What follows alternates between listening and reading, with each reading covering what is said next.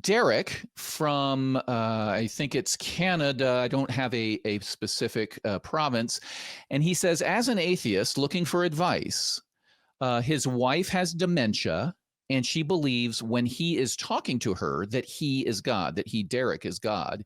He comforts her with not going to hell, but then her sister and family tell her that is not true. So, Derek, my heart is already going out to you. This is one of the worst things in my mind that a person can go through, is to lose somebody in this way, to have this dementia set in, and you can slowly have that take effect. It's already enough of a struggle. It sounds like you're having trouble with the sister and the family as well. So could you give us where you stand right now with this situation?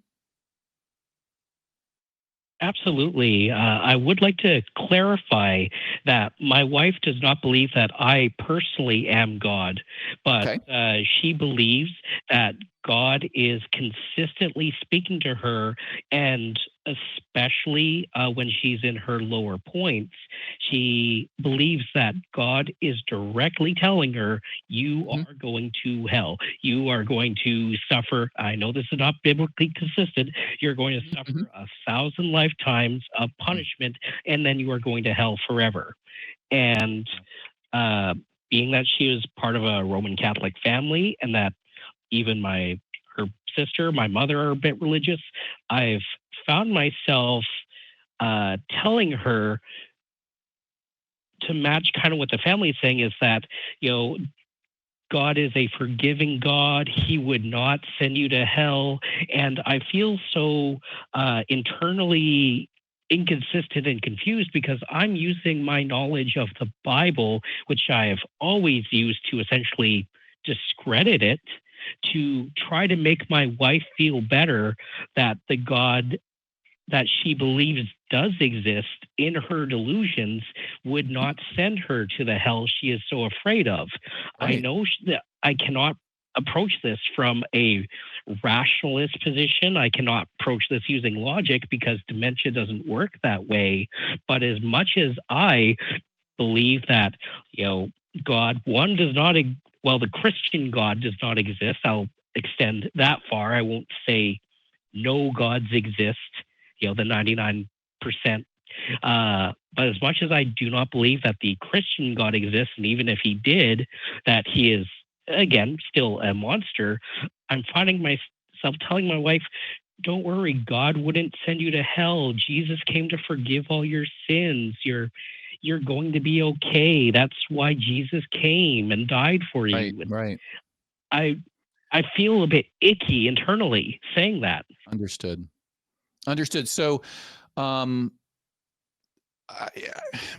have a question before I think we get into talking about it, because in your note there was something about your sister and your sister's family either contradicting you or telling you they're not true. Could you just spend a few seconds telling us where that tension is? What is their stance, that you shouldn't be saying this, or they are telling her, I don't think this is true, you are going to hell? I don't think that's what's going on. So what is the tension there? I believe that was a miscommunication with the screener, because I'm essentially agreeing with her family. Her family is also telling her that God is not going to send you to hell.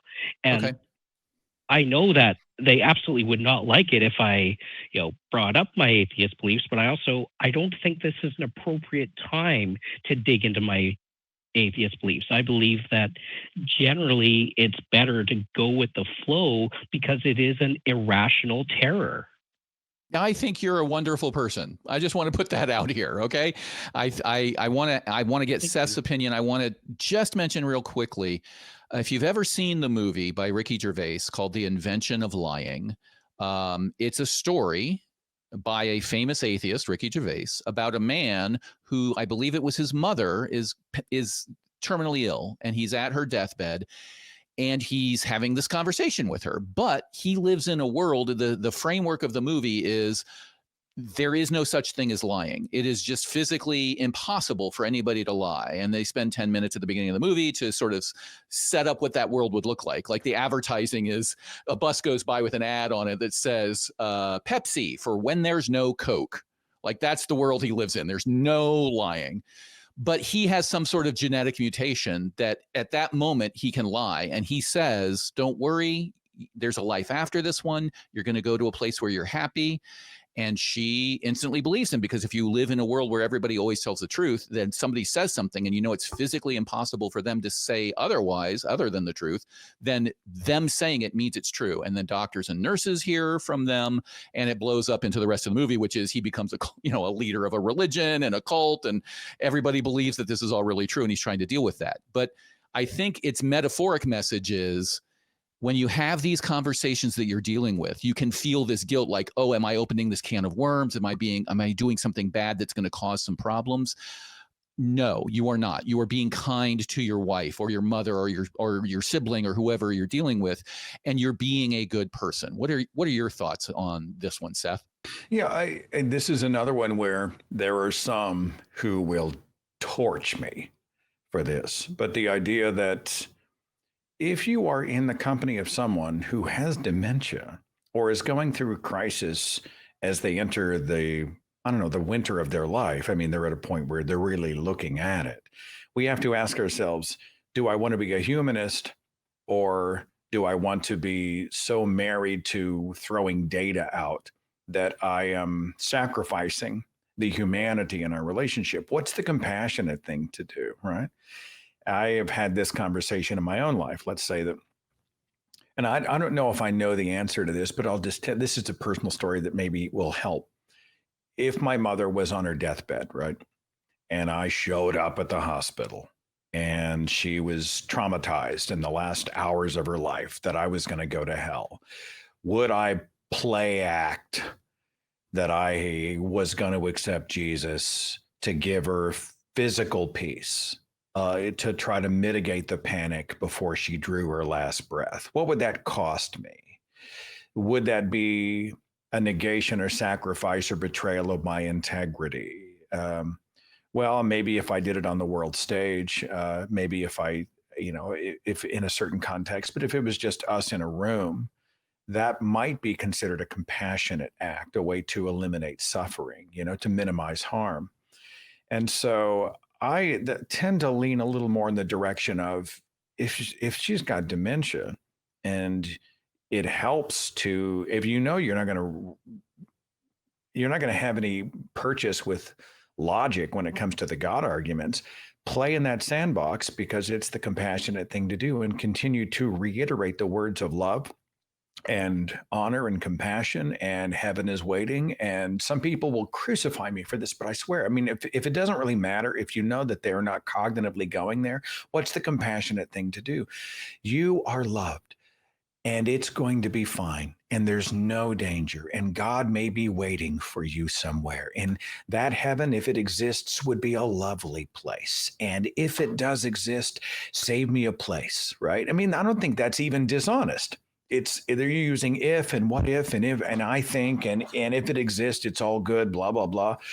I would use that type of language. I think that's the humanist thing to do, but it's an imperfect answer. Graham, you see the minefield that I'm navigating right here. Yeah, absolutely. I've run into the same minefield. I can remember a lot of people, when they come out of their religious beliefs or they discover certain things, they go through an angry atheist phase, right?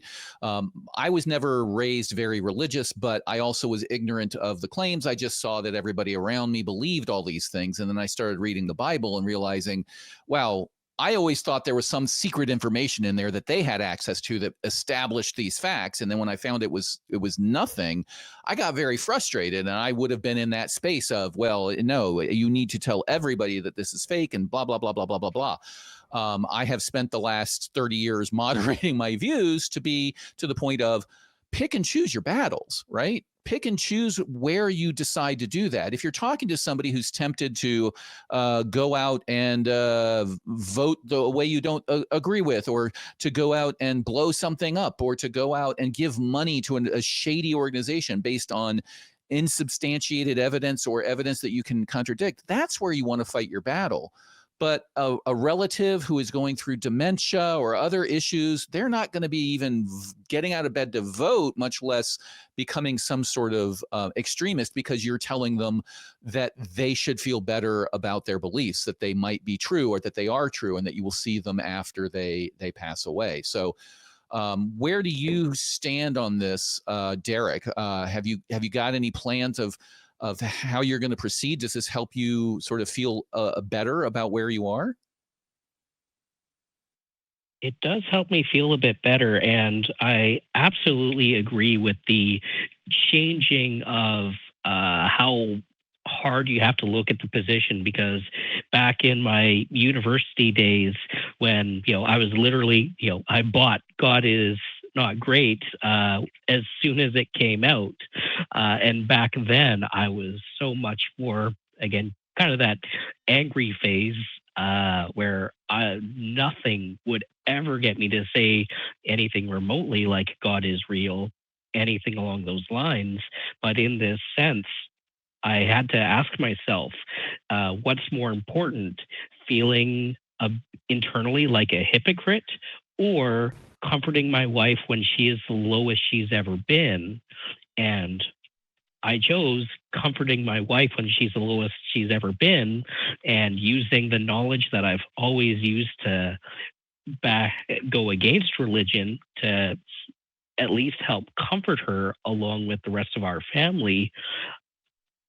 Again, I don't think it was the wrong thing to do, but I do like how you've helped to position it in some ways. Like, if there's a heaven, please save a spot for me.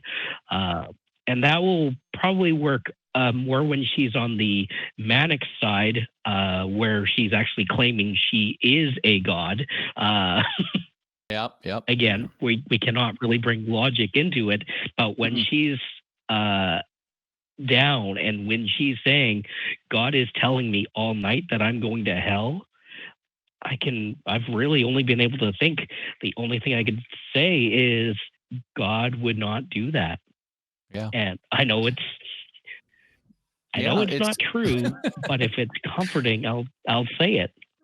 Well, I'm not sure that that's not true. To pull out my lawyering for you, God would not do that can be a true claim if what you mean by God is the character in the Bible of the New Testament who is asking you to believe in them in order to go to an afterlife. There's many faith traditions who would say, yes, God would not send you to hell as you exist now, because I know you and you're a good person and you have sought salvation and all of those sorts of things. So if that helps you feel better, there you go. I know that yeah, exactly. I know Seth had something to add as well. No. Well, I mean, the New Testament does have "Depart from me, you who are cursed, into a lake of everlasting fire."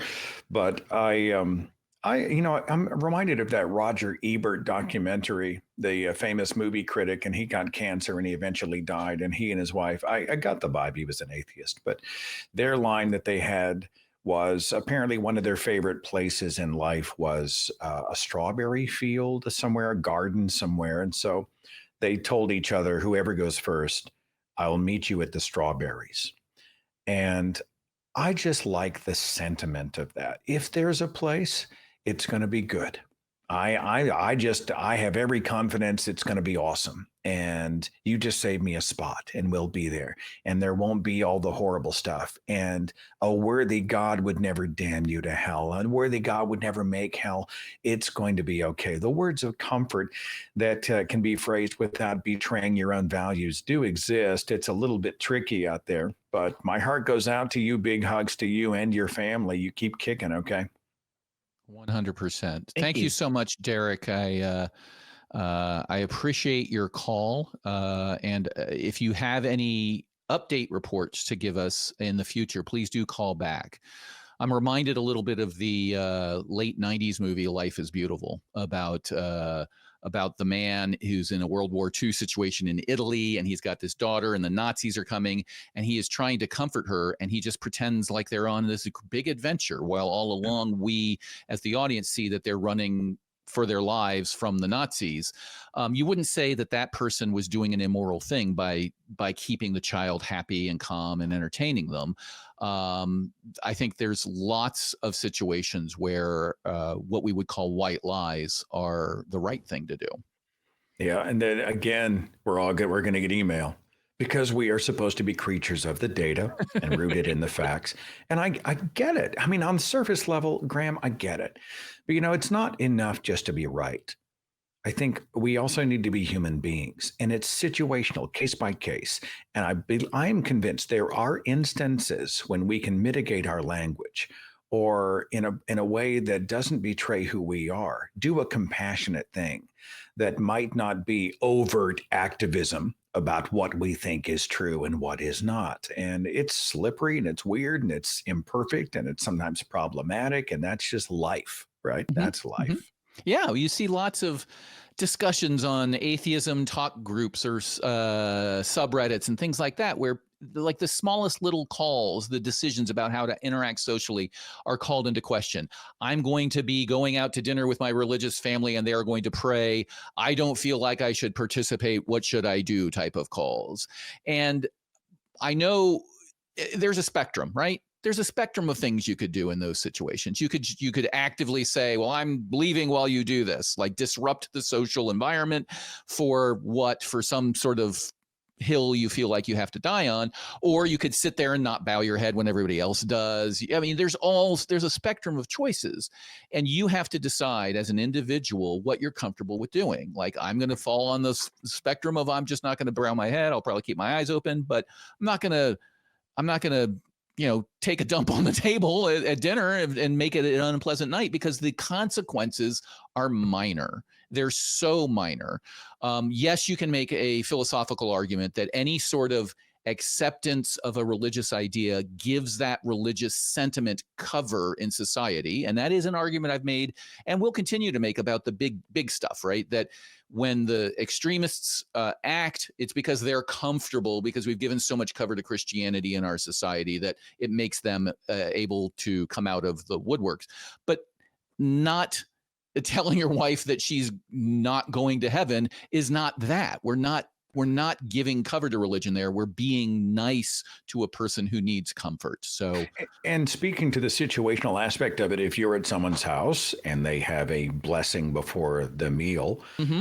I don't pray. I just sit there. I don't make a scene. It's their house, their party, their rules. Now, if they were to say, Seth, knowing me, Seth, would you give the blessing? That's a boundary violation. Hell no, we're not doing that. And I'll tell them why. Or if it was a thing happening on my terms in my home within the walls of my space, and they attempted to co-opt it for religion. Again, what a great example of just how situational and complex these things are. And I think we have to put those puzzle pieces together to determine how we approach them.